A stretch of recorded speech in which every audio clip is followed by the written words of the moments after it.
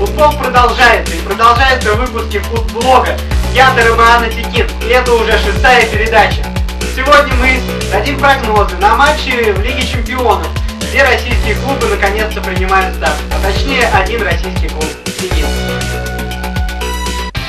Сегодня в выпуске прогноз на матч Лиги Чемпионов АЕЛ «Зенит». Прогноз на матч Лиги Чемпионов Дебрецен БАТЭ. Прогноз на матч Лиги Чемпионов Фейенорд Бешикташ.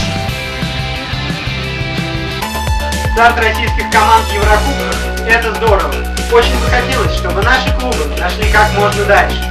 Лига Чемпионов, конечно, будет покруче, чем Лига Европы, но во второй лиге у наших команд шансов объективно больше.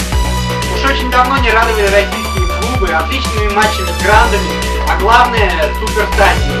Быть может, Рубин в 2013 году, когда в 1/4 финала казанский клуб играл с Челси, я бы даже сказал, бился с ними на равных.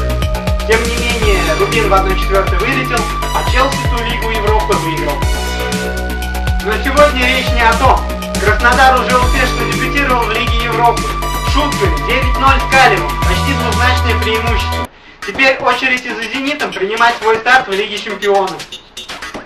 Питерцы начинают игрой на Кипре свою нечемпионскую квалификацию. В третьем раунде они встретятся с АЕЛом.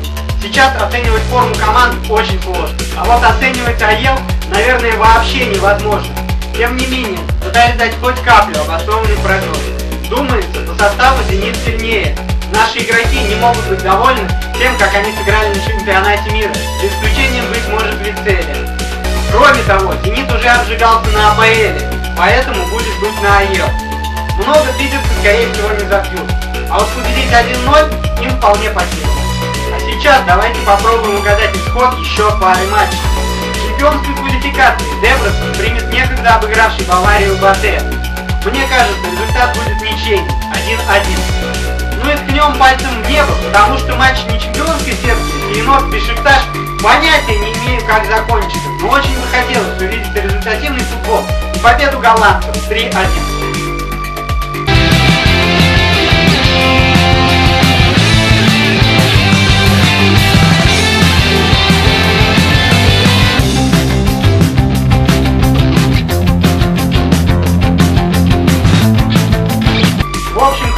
Там в Лиге Чемпионов будут и другие матчи.